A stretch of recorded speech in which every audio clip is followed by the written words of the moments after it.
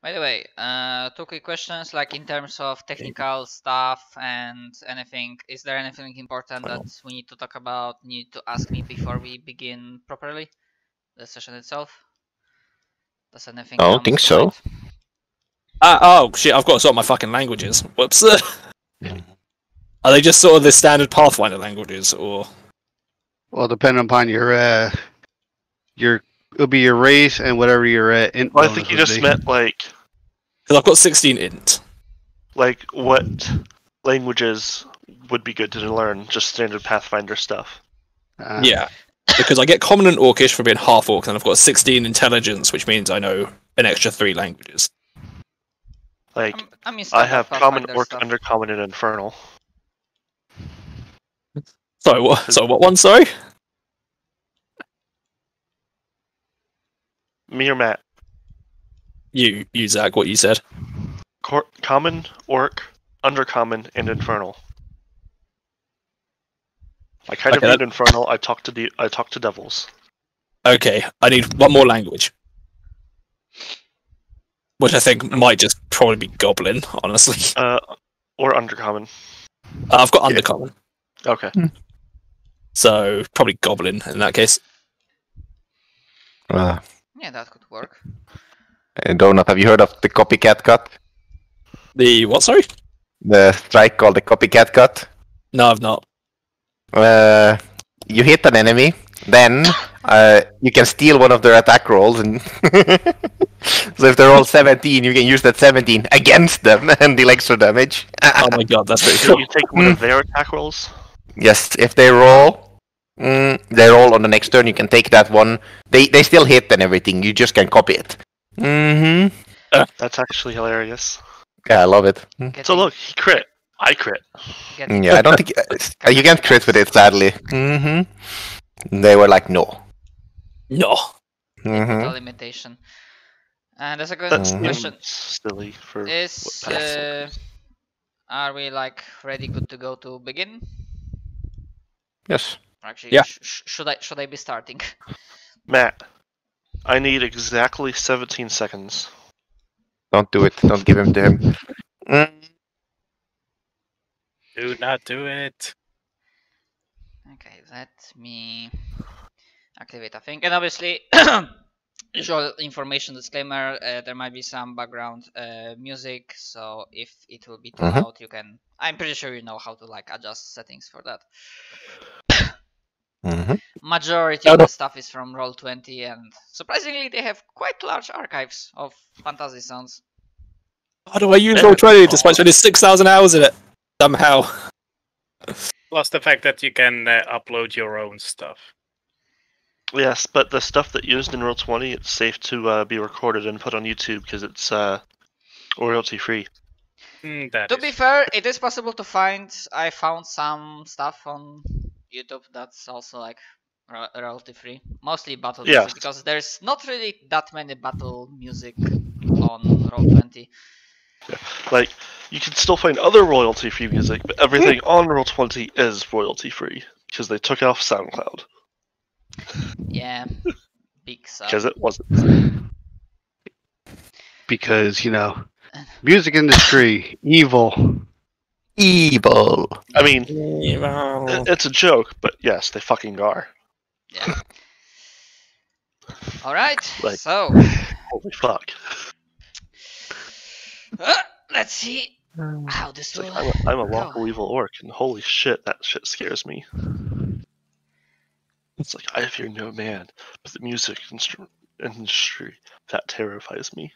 And the MPAA. I suppose I haven't signed you up being lawful evil and everything. Yeah. Okay, so with that said, the first proper scene of this campaign begins in the dark, and then after a moment we realize that this is a dark, stormy sky with a heavy rain falling down, and then the darkness is lightened up by a bright flash of lightning, then another one, then the next one, Then the camera begins to zoom out and pan at the mayhem that is happening below, both in the sky and on the sea. And we see that the darkness is not only dispelled by natural occurrences, but also by the violent displays of magic, powerful magic, as fireballs, thunderbolts, all manners of arcane powers are being thrown around, as the powerful magic users are fighting a battle against a magnitude of enemies coming from the skies and from the seas. Enemies that came down barreling straight towards the fleet, not being gunning straight for them.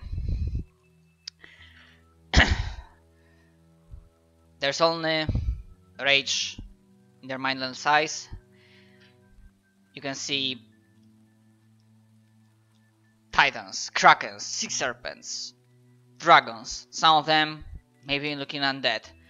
All of that is fighting a great battle against the fleet.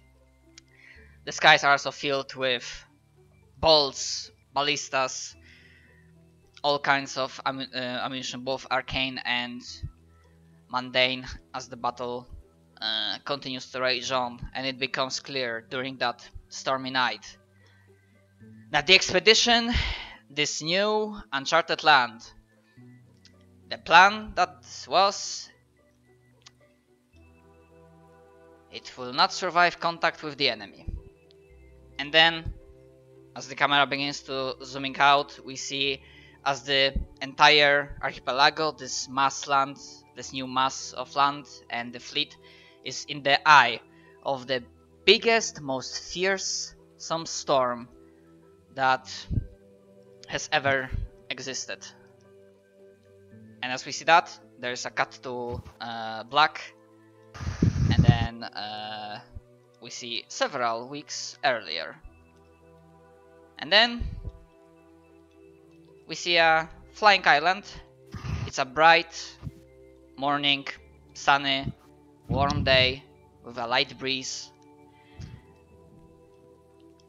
as many members of the Eternal Wanderers Guild and also associated auxiliaries, traders, mercenaries, all of those that were willing to participate in this expedition are amassing at the docks, looking over their equipment, checking the plans, contingencies, talking with their leaders. The dock area pretty much is a buzz hive of activity, but it comes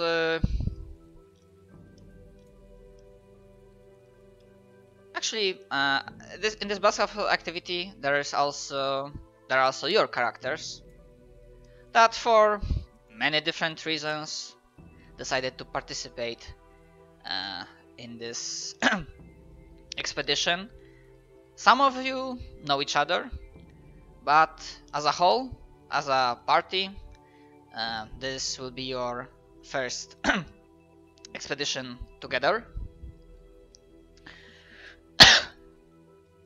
And it's a little bit of time before the apparent field commander is bound to arrive at the docks with the rest of the leadership, and that will give you the overall short briefing, or rather introductory speech before you will set sail into the lands unknown. So my question is, before that happens, do you wish to have time to conduct some social scenes or talking amongst one another, or just having an opportunity to once more introduce your characters and describe what the other party members are saying? So if you want to do any of that, feel free. If you want me to flash forward towards the the big speech scene also say so. So I think it would make more sense if we were to meet on the ship. That's just me, though. Mm-hmm. Mm. Yeah. Yep. okay. So a time of preparation comes to a close. There are some groups that are definitely more chatty amongst one another, but others are focusing on their work, double and triple checking their supplies, ensuring that nothing will be missed. And then on the, let's say there's like a pedestal or like a prepared podium, like a heightened place where a speaker can step up and the assembled mass of sailors, mercenaries, warriors, heroes, both new and old, can see. And then you will see those beings stepping out onto the podium. First of all, at the head in the middle, you see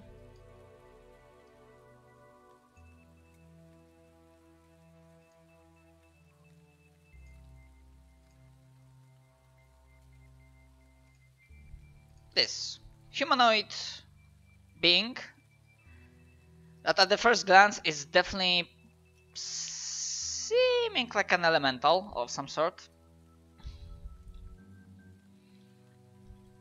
And from your brief or not stint at the guild, you don't know that he was chosen as a field commander of this expedition.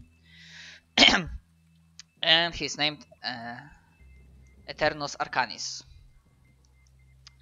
While the full extent of these abilities is not known to you, because even among the allies it's not that often to basically spell out every little ability and what you can do. He's known as he's a spellcaster, definitely, and he, from the stories and rumors that are circulating around, he definitely earned his credentials. In terms of power, this is not a fluke or a mistake that he was picked as a field commander. And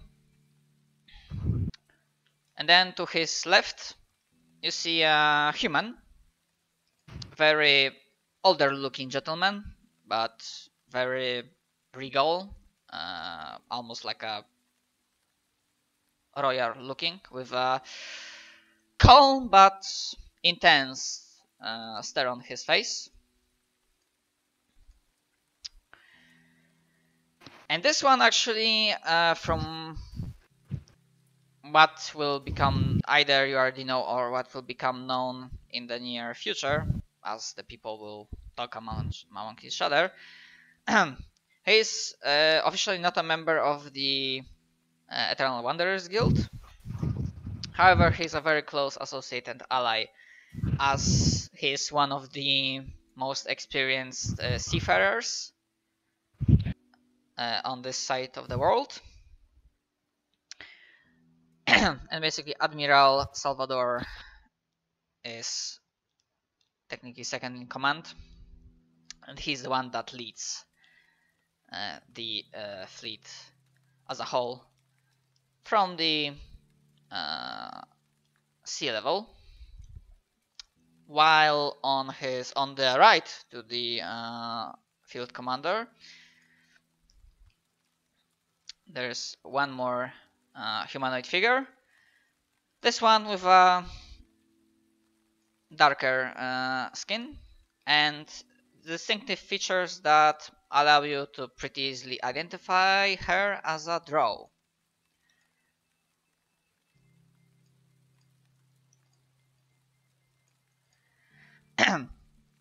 Holding her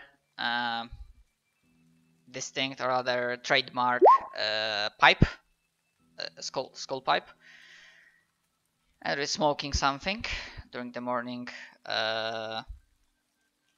during the morning hours. She has a more, maybe not indifferent, but very assured, bordering or smug smile. Not on something particular, but she seems very confident and what's the word I'm looking for? Sure, let's go with like a quasi smug. And she doesn't, like, her rank. She's not called admiral. However, the fleet, apart from like seafaring vessels, and because technology has came forward and also the arcane powers, people had time to figure out how to make flying vessels. She's the one of the sky captains of, like, basically like a fly ship, like kind of Zeppelin thing, although do not prolong too much. Essentially the main inspiration for flying ships, I don't know, has anyone of you played Guild Wars 2? Yes. Simon, do you recall there's these Zephyrites? They had this like huge flying ship. It was one of the events. Depends on if it was in the Heart of Maguma expansion or the Desert expansion. It was even earlier, like during the base game. So essentially, this is like a very. The ships are like kind of almost like a vanilla. Like when you Google the image of like fantasy, like airship, you basically get an amalgamation of something similar and less like a Zeppelin, more like a flying galleon. Flying boat. Flying boat, yeah. So essentially, in their case, she's more here, kind of treated as a primus inter pares, so the first among equals among the sky captains. And as they stand at the podium, obviously the noise, the talks quiet down. People focus on the leaders, and a pleasant silence falls around the docks. And when the Eternos begins to speak, also a small disclaimer again, I'm not that good with voices and accents, but essentially almost all the time when he speaks, he has this, like, his voice, even though is like very calm, almost serene, like flowing through the wind and not raising an octave, like it's not loud, despite the fact that normal speaker would have to like almost shout so that he would be able, that everyone around here would hear him, because there's like a lot of people currently gathered in the docks. This is like a big expedition, but in his case he doesn't raise his voice at all, and every word just flows gently through the wind and reaches the ear of everyone present. Greetings, esteemed members of the Eternal Wanderers, both old and new. Greetings to allies, to our cause, to the daredevils, to the adventurers, to traders, to all of those that wish to see this, to wish to partake in this expedition. I welcome you all to this grand endeavor. And obviously, as there's like a short pause, some of the gathered people, some are like, "Woo! Hey!" Like not acting like really professional, while others are like nodding, listening in silence.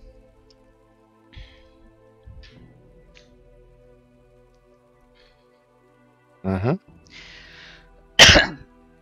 Give me time to like have my train of thought.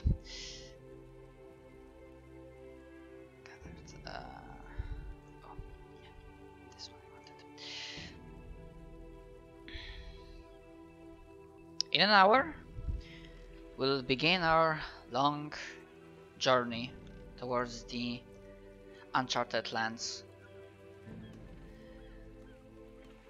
No matter from where you came, who you are, or what your specialty is, all of you here, for whatever reason, due to your obligations, your destiny, your choices, whatever you want to believe in,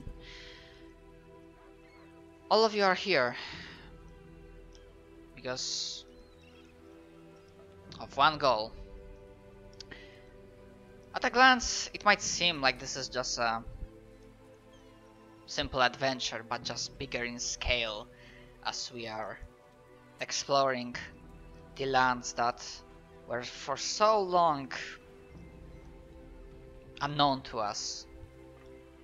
But I want to say that this is something more. As our brothers and sisters, our allies, powerful members of the guild, other grand heroes who carved their legends in the past decades, all of them are somewhere out there. And then he like kinda does a half turn, and with a slow hand motion he points towards us, towards the horizon, in the direction where on the horizon you can see the grand tree of Yggdrasil, the connector between your realm that once was a prison, and purgatory, a dumping space for all kinds of dangerous beings, artifacts, creatures. That prison was broken, and the trick of Yggdrasil is a symbol of that. And as he shows that, he says that while others are fighting a war that keeps our realm, our world, our way of living the way it is now, this expedition is aiming to prove something more. It's not just a simple matter of resources or a thrill of adventure. Although for some of you it might be as well.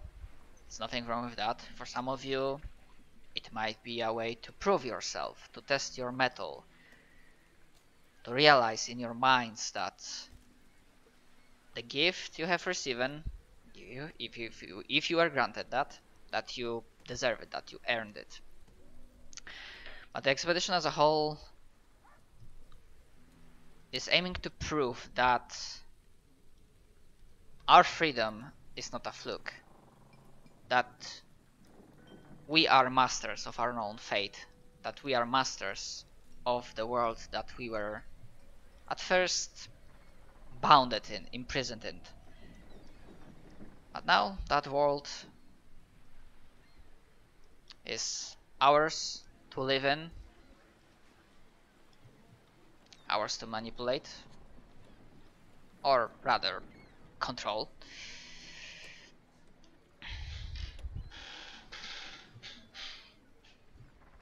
And this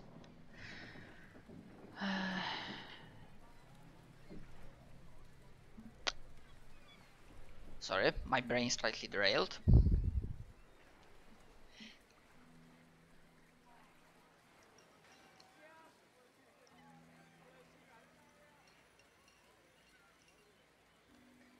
So basically he says that this expedition will prove that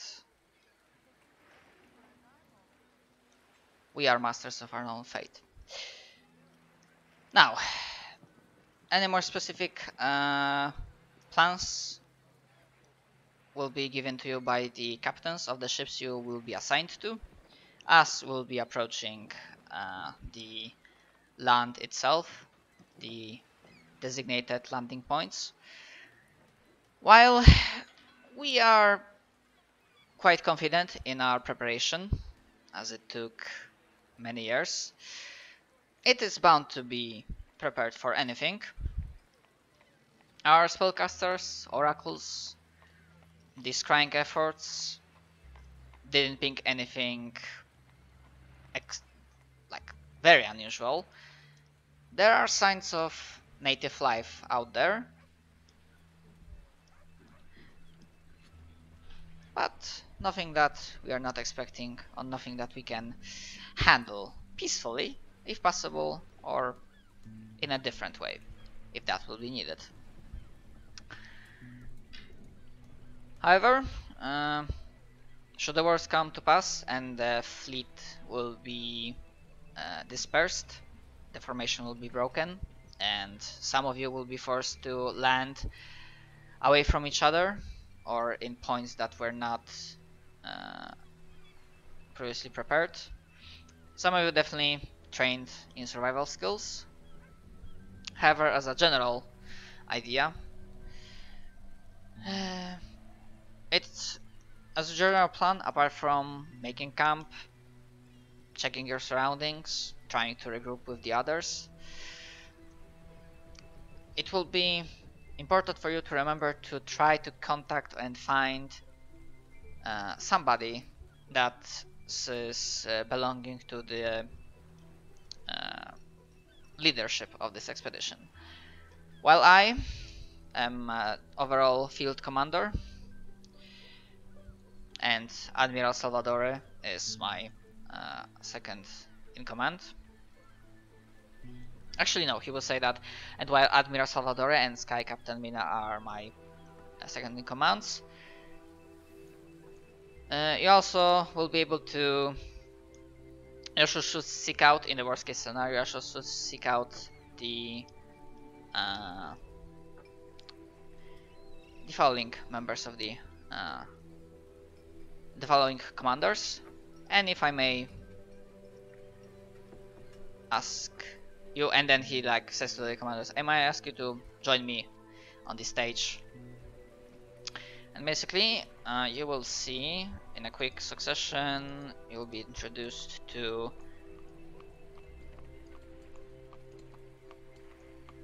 an elven Captain Faelar,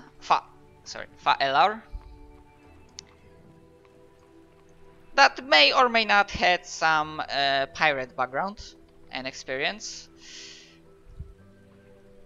Very well built, muscular, with a slightly roguish charm. Captain of a ship. Then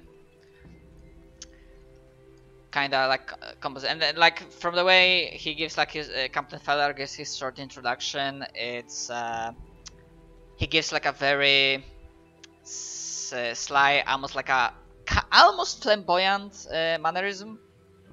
He's very expressionable. I'm blanking on a good word for here. However, the captain that is introduced right after him is a complete opposite. He's an orc with a nasty looking scar on his face that probably, perhaps, it would have been possible to heal it, but for whatever reason, Captain Gunak keeps it, and he himself has a very bland, dry look on his face and exhibits a complete no-nonsense attitude.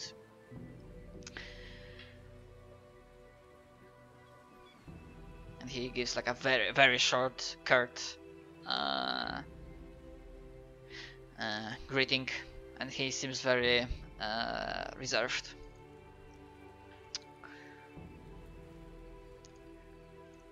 Then you get both recon experts, the head ranger Bachmir Greenstalker, that is introduced as the one that traverses the wilds, finding the paths for the others so that the others may take them. And at first, it's a different distinction that Vorver, which is a gnome, also with a pipe in his mouth, already smoking something.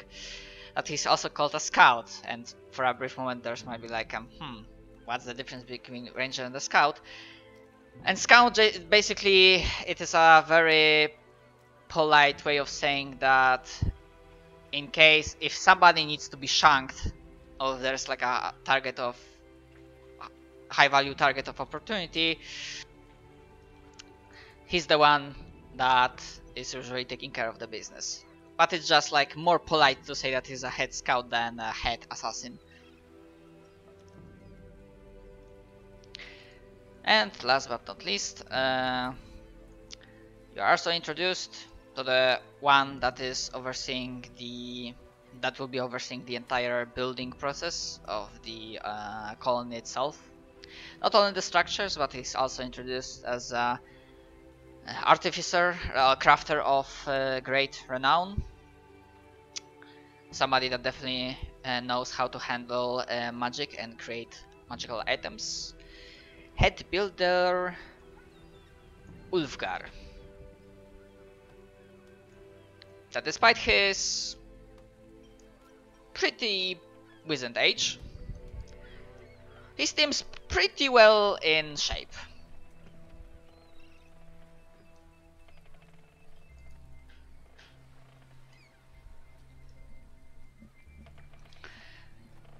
And as all of those members of that have some sort of command authority in any case,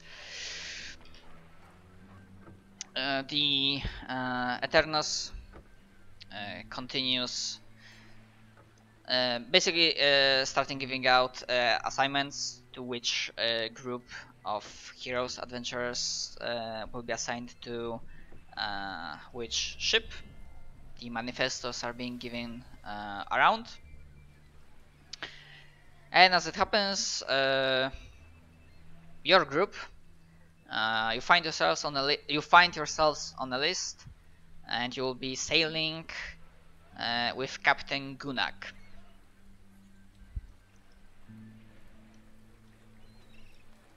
And basically, at this point in time, the call is given to begin boarding, loading all the necessary cargo. For some, this is like a last call to say goodbyes to their relatives or loved ones. It is not often case, but such things also happen in the docks.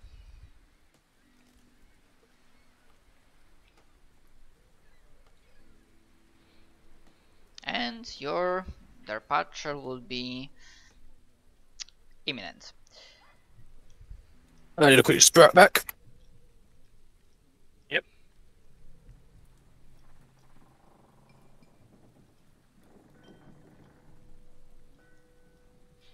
Right. Well. I'm guessing Chirek would be looking around and basically gauging up every single sailor and basically member of the crew. Try to see how experienced they are by basically by checking their posture and stuff. Okay. Sure. You can make me a perception check.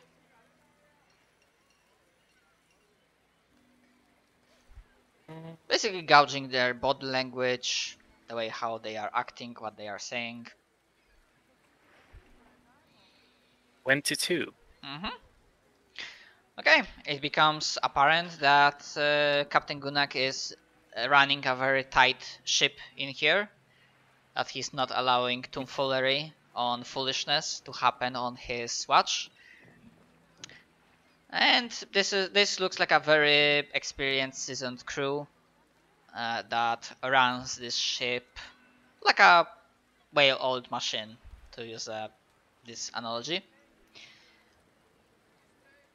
So in terms of their professionalism, you should not fear. You should not be worried about their performance. And also That is good. also alongside with this role, I'm gonna just add to the whole party that while throughout the assembled crowd, there are some faces that might be known to you because, for example, like you saw them in the guild throughout some of your stint and time spent. But it definitely seems like at least on this ship, like your party in terms of the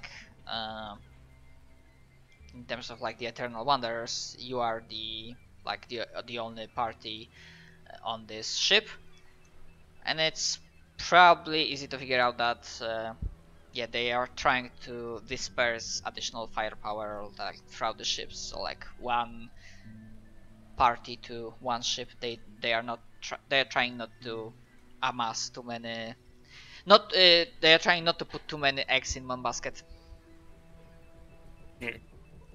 So you said, I forget if it was Mina or Salvatore, said they were not technically part of the guild, but would they know about the Eternal Gift?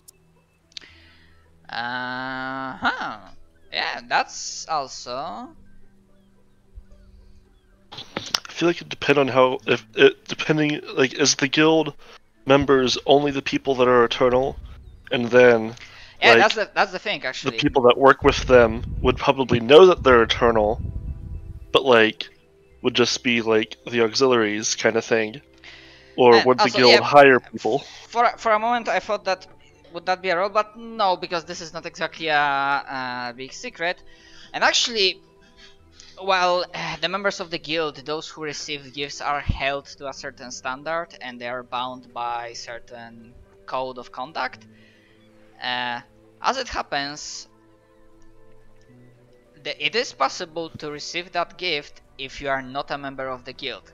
However, if that happens, then the requirements to be able to get that, to prove yourself, are even higher. They are held to an even higher standard.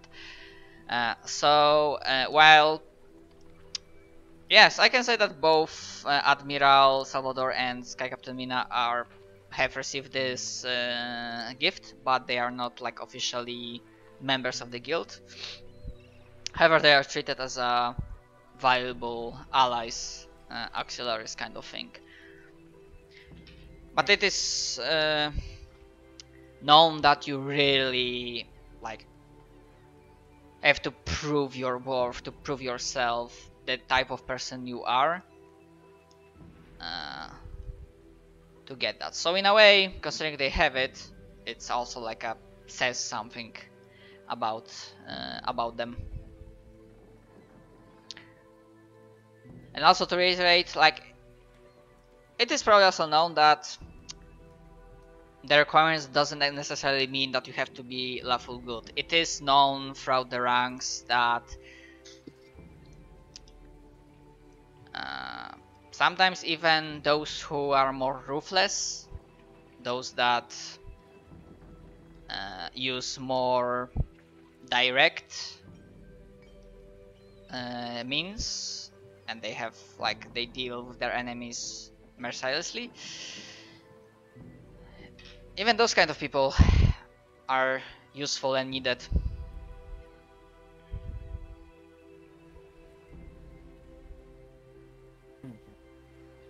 So would that extend to Captain Eltors and Captain Gunag?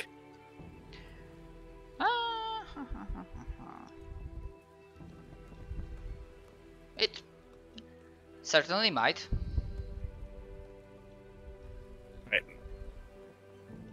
So, questions related. Does anybody seem like they need any help with anything? Or is everybody still listening to the field commander? I mean, as I said, at this point, he essentially, as he gave the assignments, where you are assigned to which ship, the assembly starts dispersing. The cargo is being loaded into the ships. Some people are having goodbyes with their relatives or friends, loved ones, those who are staying behind. And generally, various adventurers and mercenaries are beginning to get loading into the ships and preparing to set sail into the great unknown. Alright. So we're heading off. Hmm. We are. Looks like it, yeah. It's a new day, heading to a new world Mm-hmm. with new components. Mm-hmm. So, who's up to throw some dice?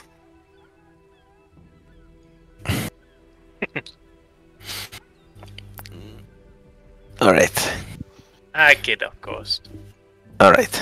So, does anything else happen before the ships depart? Or is the expedition beginning? Mm-hmm. Matt? Apart from the final speech that was given by the field commander, unless you want to do something specific, the ships are beginning their voyage. While we are on the sea, you can see also that the various flyboats and skyships are sailing above you in a nice, well-kept formation.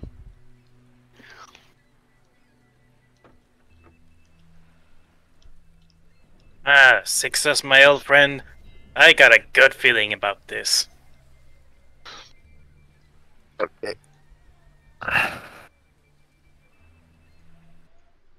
Alright.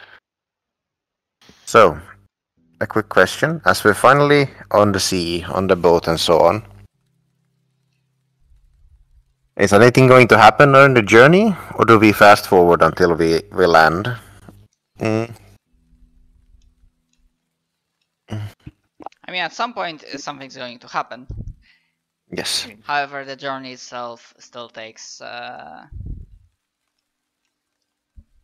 several days, rather weeks, before you will be approaching the general area around the unexplored lands. So, are we going to fast travel this with a cool loading screen, or do you want something to happen on the boat? Or do we step off the boat and have our introductions then? Mm-hmm.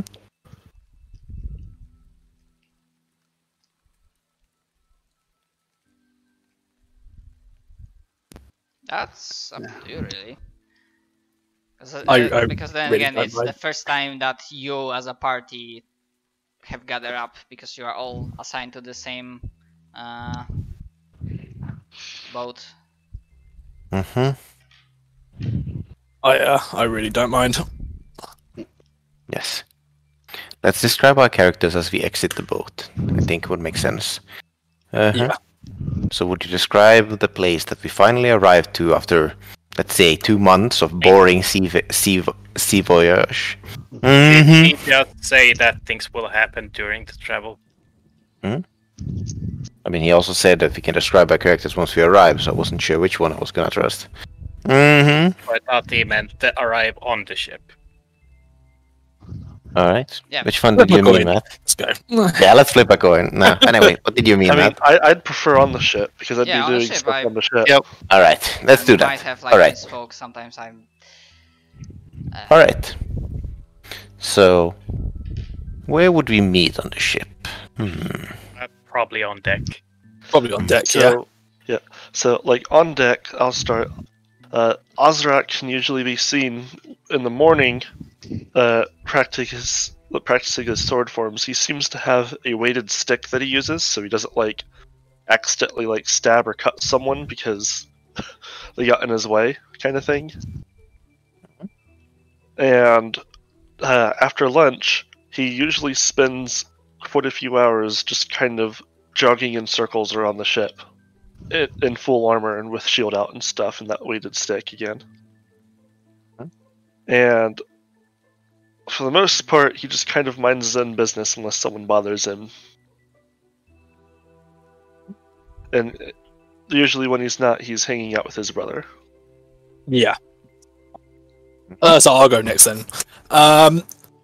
Koron would usually also be on the deck practicing with, unlike his half-brother, he'd be using a polearm, a Guigasarm, although he would be making sure to use Like, the polearm end. Just like you'd probably not have the head on it because you Yeah. don't want to accidentally fuck up a sailor. Yeah.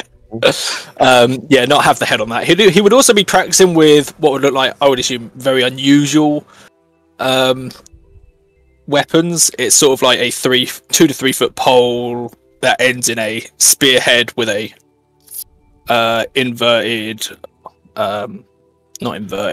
inwards spike, to which you'd be practicing with those. Other than that would also be just practicing general fitness as well when he has the chance, and would most commonly be seen in the presence of his half brother. I just love the two orcs are just doing cardio on the fucking deck. Exercise is important. We'll get you into shape, Julius. Yes, exactly. Twigs. Yes, let's go. Third person. Alright. Success. I'd say he's short for a goblin, but most of you have probably never seen a goblin pretending to be as tall as he is. Platform shoes. High heels, boys. On his back is a katana, wielded in dramatic fashion, as he wanders around pestering people for duels, until finally, he meets our boy. What's sex character name? Give me a second. Azrak. Azrak. Until he meets Azrak and finds this bit of a rivalry.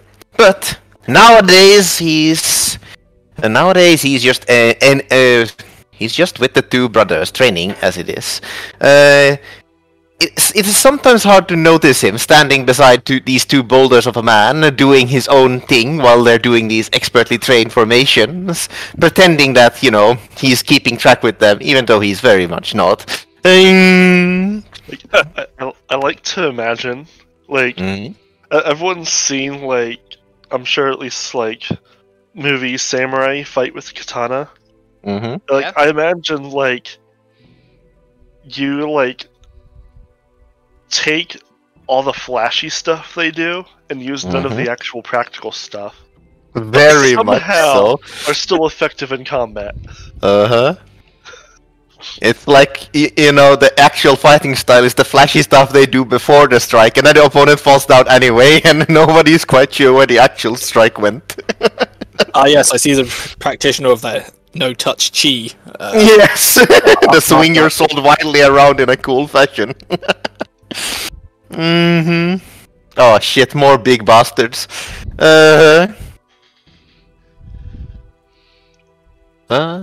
Other than that, he's dressed in somewhat simple toga, samurai clothes, and Toga. Well, toga. I don't quite remember what it's called, but anyway. You mean kimonos? Yes, that's the one. There we go. Meanwhile, Chirk would often be seen checking his notes and writing down his journal during the trip. He would also often volunteer to get up onto the crow's nest and have a look around. If not that, he would occasionally take out a small fishing rod and basically fish over the edge while they're sailing. He would probably not catch much, but it's basically the thought that counts. Especially since this is an airship. You are you are on a like regular ship. Like Aw, you are oh. sailing. Oh, okay. I thought you said we were on an airship. That would have been even No, funnier. we are being escorted by airships. Okay. Yeah, the So, formation that as a would be- whole has both normal ships and airships, and you are on a normal ship. Okay. With Gunnar. It's like, that would have been hilarious if he's fishing off of an airship. It's a very long fishing rod, okay? Just go down. Take us slower. I want to. I want to fish. Airship, bring me to the sea. I want to fish. Mhm. But yeah, he would probably observe the training with the orcs and the diminutive goblin. Uh-huh. Hell yeah. How tall are you, Julius? What is it? 3 feet or what? 1 meter? Actually, shorter than that. So about 2.8. Mm. So my orc's like 7 foot, so that's just above 2 meters. So Uh-huh. you're like, what, barely up to my knee? Kinda, yeah. You could fit 2.5 Zuxes on top of each other to reach your head. Nice. I'm just Would got, like, this huge also kite shield. occasionally help some of the crewmen or Yeah. with different tasks. Oh, Or- let's see. Yeah, or stay below deck. Now that I think about it, he'd probably have something weighted instead of using a shield, because I just remembered his shield is a giant fuck-off kite shield with a bunch of fuck-off spikes on it. Just lying there to the side like a giant caltrop when he's training. Alright, now we have 4 people doing gym exercises. What about the fifth? Hmm? Pretty much, you see my character coming up from more or less the hold. Mhm. You know, little bit of, like, dried blood on his on some of his clothing. Looking over at the spectacle in a sense, and just stares intently at the larger of the 2 orcs. Writing little notes down in a little notepad I have. Mhm. You just now and then you just hear my character slowly muttering to himself. Oh, we got 4 gym members and a coach. Put me in, coach. I got it. Bring me in, coach.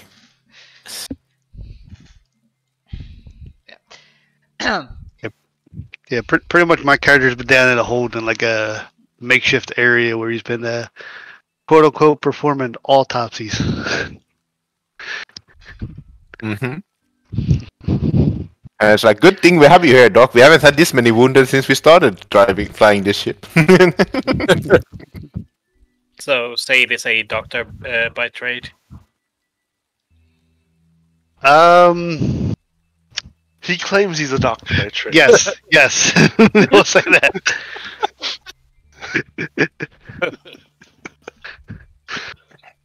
We'll go with that. Yeah.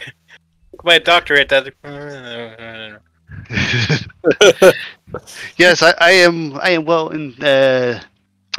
knowledgeable of the physiology of bodies. So, you know how old doctors used to grave rob to like learn anatomy and whatnot? They'd dig up corpses and chop them up. He skips the digging up part. So I lost my medical license. Let's go practice medicine. Yeah, I feel that. I get that. Essentially, regarding the travel, it's not like there's absolutely nothing happening. However, despite the fact that seas have many predators lurking around, even if you have like a very, very, very desperate slash insane slash injured whale, like a shark whale or like a serpent, the combined might of the fleet means, and the fact that you are not on the outskirts of the formation but somewhere like around in the middle, means that you sometimes like hear or see, especially Cheryu from his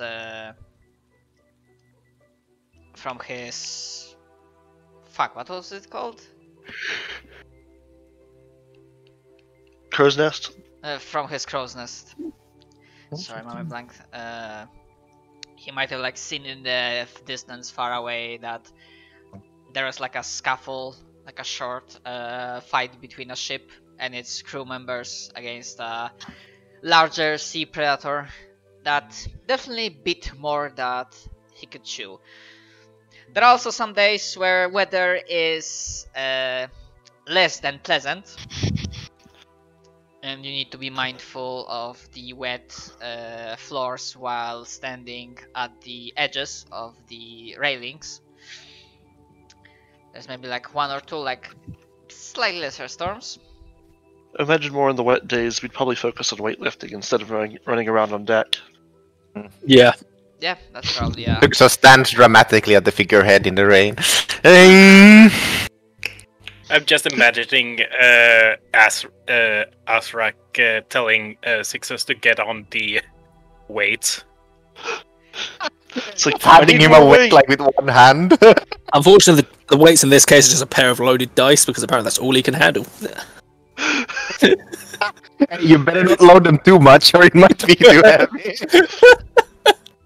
And Ziklos totally has a cold the next morning after standing out in the ring. It's like, hang on a sec. What'd you say your light lid was?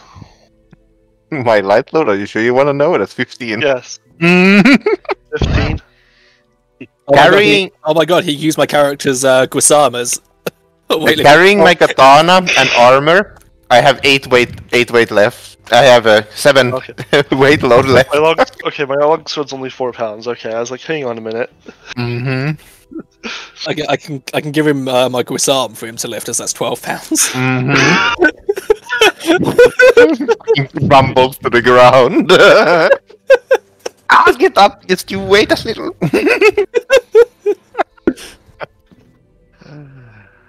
Mm-hmm. one question regarding the need for sleep. I'm guessing all of you still require some sort of rest, at least for now. Yeah. Mm-hmm.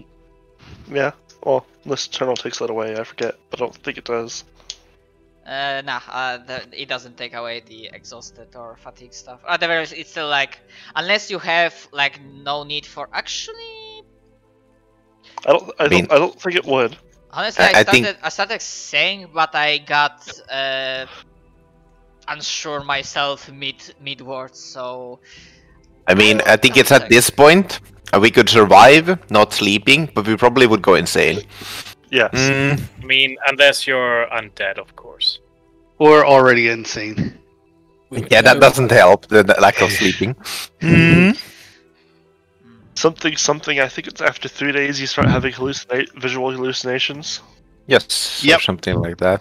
I've had it. It's fun. No, it's not. The worst part is when you stop being able to tell which ones are hallucinations. Yeah. Mhm. When I had it, the sky started turning purple to me. Yeah, the Eternal Soul doesn't take away the need for like you still need to like sleep, rest, and whatnot.